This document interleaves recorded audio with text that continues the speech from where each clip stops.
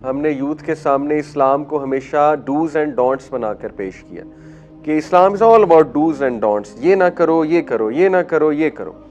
हालांकि कुरान का main message जो है वो ये है कि हु इज़ अल्लाह सुब्हानहू व तआला और इंसान का अल्लाह से ताल्लुक़ कैसा होना चाहिए। ईवल आई के बहुत असरात होते हैं, ईवल आई इज़ रियल।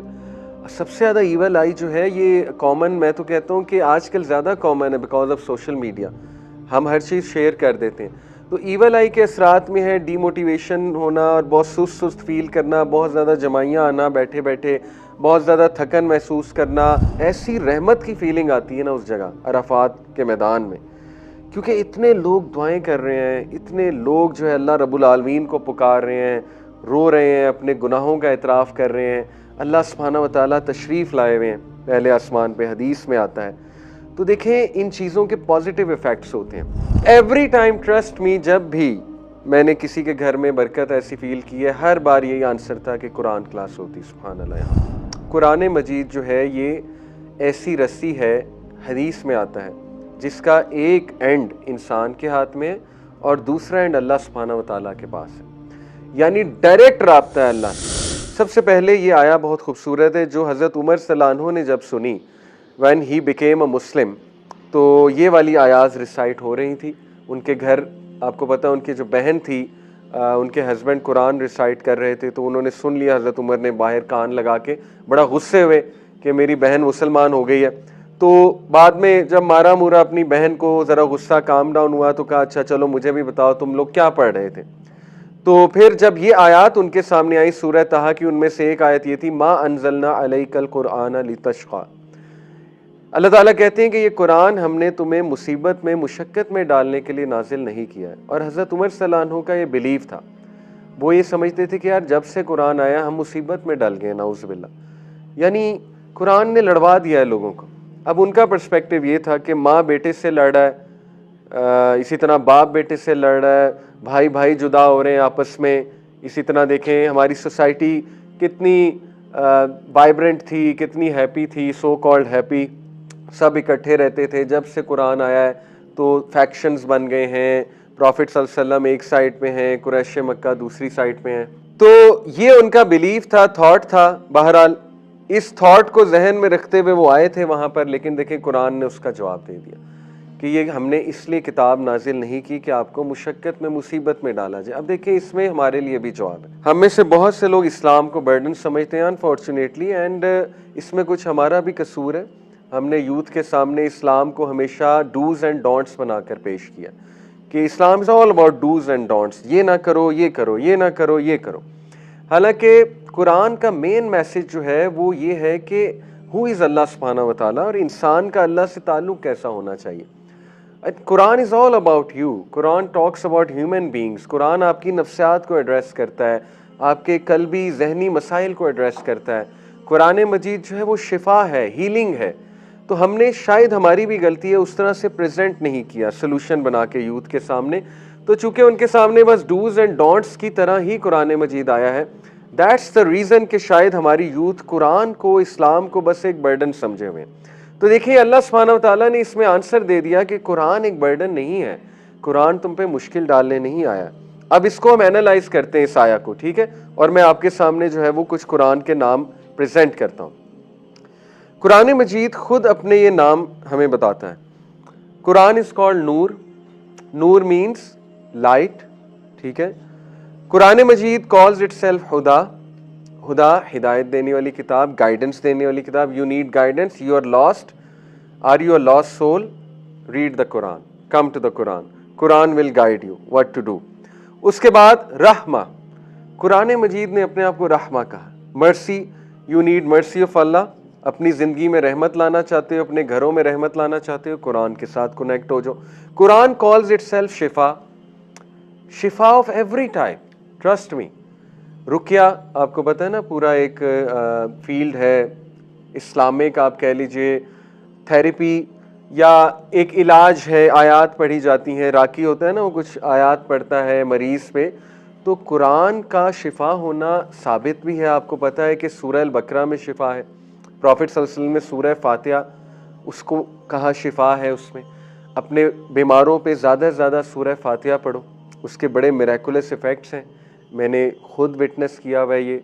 मेरी फैमिली में बहुत ज़्यादा बीमार था कोई, मैंने खुद कुरान उन पे रिसाइट करके उसके मिरेकुलस इफ़ेक्ट्स अल्हम्दुलिल्लाह देखे।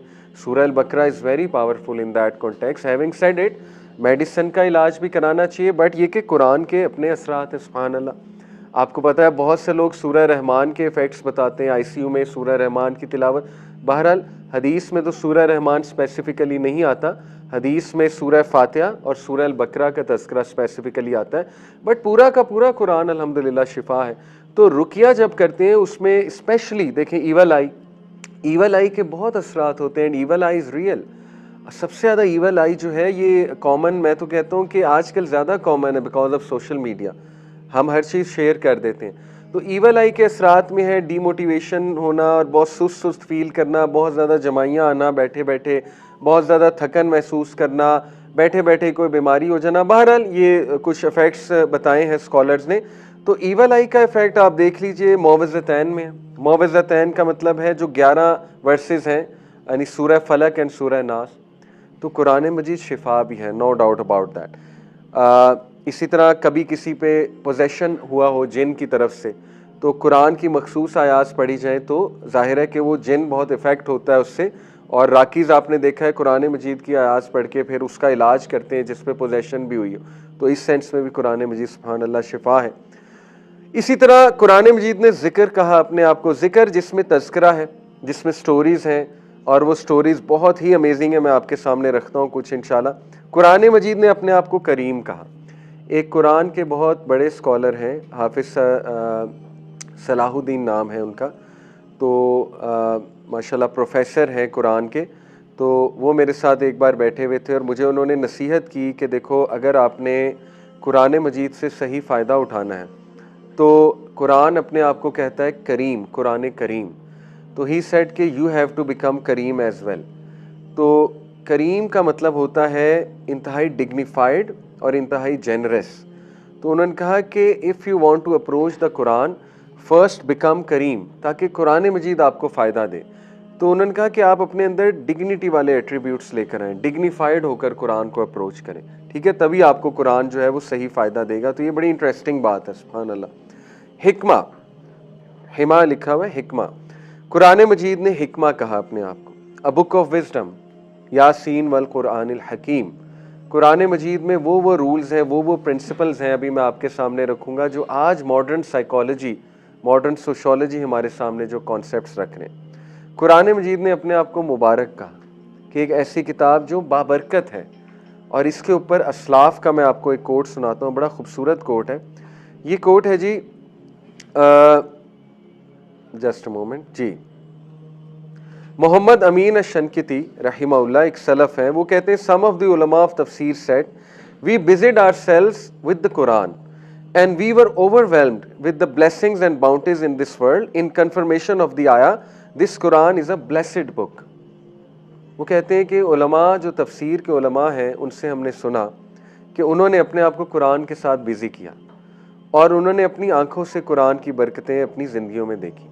और ये सिर्फ ये बात नहीं है, कई लोग उनके मैं घर गया और मुझे उनके घर में एक बहुत ही सेरेनिटी की फीलिंग, पीस की फीलिंग। आपको पता है हम विंड्स ऑफ चेंज जो हमारा टूर होता है, लोग हमें अपने घरों में ठहराते हैं, माशाल्लाह मोहब्बत करते हैं, घरों में इनवाइट करते हैं खाना वगैरह खिलाने के लिए। अक्सर घरों में जाके ना मुझे बहुत एक सेरेनिटी वाली फीलिंग, पीस वाली फीलिंग, ट्रैंक्विलिटी, जैसे ना यहाँ इस घर में बरकत बहुत ज़्यादा फील हो जाती है, पॉजिटिव एनर्जी होती है एक जगह की, ठीक है ना। जैसे मैं आपको बताऊं कि अराफात हज किया है किसी ने यहाँ पे, माशाल्लाह। आप लोग मेरे साथ इंशाल्लाह इस बात की गवाही दोगे कि डे ऑफ अराफा 9 ज़िलहज, उस दिन एकदम से मौसम ठंडा हो जाता है तकरीबन असर के बाद, और एक ऐसी रहमत की फीलिंग आती है ना उस जगह अराफात के मैदान में, क्योंकि इतने लोग दुआएं कर रहे हैं, इतने लोग जो है अल्लाह रब्बुल आलमीन को पुकार रहे हैं, रो रहे हैं, अपने गुनाहों का इतराफ़ कर रहे हैं। अल्लाह सुब्हानहू व तआला तशरीफ़ लाए हुए हैं पहले आसमान पे, हदीस में आता है। तो देखें इन चीज़ों के पॉजिटिव इफ़ेक्ट्स होते हैं, वो energy, you could feel the energy. आप कभी इंशाल्लाह हज करने जाएंगे ना अराफात में, remember my words, you will feel this energy, you will feel amazing. आपको लगेगा मेरी ज़िंदगी का मकसद पूरा हो गया अरफात में जाके, मैदान अरफात में जाके, ठीक है। तो मैं कुछ लोगों के घरों में जाता हूँ, यकीन करें कि इतनी बरकत, इतनी रहमत फील होती है, और every time I ask them कि क्या वजह है, एवरी टाइम आंसर वाज कि हमारे घर में कुरान क्लास होती है, एवरी टाइम मेरी मदर कुरान पढ़ाती हैं, या ये आंसर होता है, या ये होता है कि हमारे घर में ना माशाल्लाह कुरान क्लास होती है। मैं रहीम यार खान गया, वहाँ पे घर में हम ठहरे, माशाल्लाह बहुत मुझे सेरेनिटी फील हुई, नींद बहुत अच्छी आई। उससे भी पता लग जाता है ना, ख्वाब बहुत अच्छे आते हैं, जाहिर है वो लोग ठहराते हैं घर में। तो हमने पूछ लिया कि माशाल्लाह बड़ा हमें पीसफुल महसूस हुआ आपके घर में। उन्होंने कहा हम आपको बेसमेंट दिखाते हैं। बेसमेंट में माशाल्लाह कुरान क्लास, पूरा बेसमेंट डेडिकेट किया, कुरान की क्लास होती है, अलहुदा के लिए डेडिकेट किया, और उसकी मैंने तस्वीर भी खींची थी बेसमेंट की। बड़ा खूबसूरत बेसमेंट उन्होंने ज़बरदस्त करके बनाया हुआ है माशाल्लाह। तो एवरी टाइम ट्रस्ट मी, जब भी मैंने किसी के घर में बरकत ऐसी फील की है, हर बार यही आंसर था कि कुरान क्लास होती, सुभान अल्लाह यहाँ में। और कुरान क्लास के असरात ऐसे ज़बरदस्त हैं कि ठीक है, हो सकता है यंगस्टर्स इतना ना बैठें उस क्लास में, क्योंकि आपको पता है कि हमारी जो यंग जनरेशन है उनका अटेंशन स्पैन बिल्कुल ही 5 सेकेंड 6 सेकेंड है, उसके बाद जोन आउट हो जाते हैं, जेन जी हमारी, ठीक है ना, कहीं और पहुंच जाते हैं। तो आपको पता है कुरान के लिए एक सब्र चाहिए, समझने के लिए, कुरान की तफसीर पढ़ने के लिए आपको पेशेंस चाहिए। एक स्लो क्लास होती है, बट ये भी ट्रस्ट मी, मेरा आंखों देखा जो है ना, मैं इसका शाहिद हूँ, यानी शाहिद हूँ कि जिन घरों में कुरान क्लास होती है उनके बच्चे सिर्फ बैठ ही जाए ना कुरान क्लास में, चाहे उनको उस वक्त इतनी समझ ना लगे, चाहे वो कहें जी कि नहीं हम इतना मोटिवेटेड नहीं है, लेकिन ट्रस्ट मी, रेस्ट अश्योर्ड, उनके ऊपर कुरान के असरात आते ही आते हैं, और उनके सबकॉन्शियस इफेक्ट और अनकॉन्शियस पे जाकर कुरान इफेक्ट करता है, और कभी ना कभी इंशाल्लाह उसके असरात आपको नजर आएंगे, फ्रूट्स नजर आएंगे। तो बहरहाल कुरान जो है एक मुबारक किताब है। कुरान ने अपने आप को हबल कहा, रस्सी। कुरान मजीद जो है ये ऐसी रस्सी है, हदीस में आता है, जिसका एक एंड इंसान के हाथ में है और दूसरा एंड अल्लाह सुब्हानहू व तआला के पास है, यानी डायरेक्ट राब्ता है अल्लाह से, डायरेक्ट राब्ता है, अल्लाह ताला से बात करता है इंसान, अल्लाह ताला की बातें सुनता है इंसान। और कुरान वो हबल है, वो रस्सी है जो फिरका वारियत को तोड़ देगी। ahsanul हदीस कुरान ने अपने आप को कहा कि ऐसी किताब जिसमें बेहतरीन स्टोरीज हैं। ahsanul हदीस ये सूरह यूसुफ में भी आता है कि ahsanul क़सस कहा सूरह यूसुफ को, बेस्ट ऑफ स्टोरीज। ahsanul हदीस कुरान ने खुद अपने आप को कहा कि ये ऐसा तज़किरा है जिसमें आसन तरीन, बेस्ट तरीन जो है वो स्टोरीज हैं। अब मैं आपके सामने मा अंज़लना अलैकल कुरान लितश्का, उसको सामने रखते हुए कुछ साइकोलॉजी के टॉपिक्स बताता हूँ। देखिए, कुरान कहता है कि कुरान तुम पर बोझ डालने नहीं आया। ये अनफॉर्चुनेट है कि हमने इस्लाम को एक बोझ बना दिया यूथ के लिए। असल में इस्लाम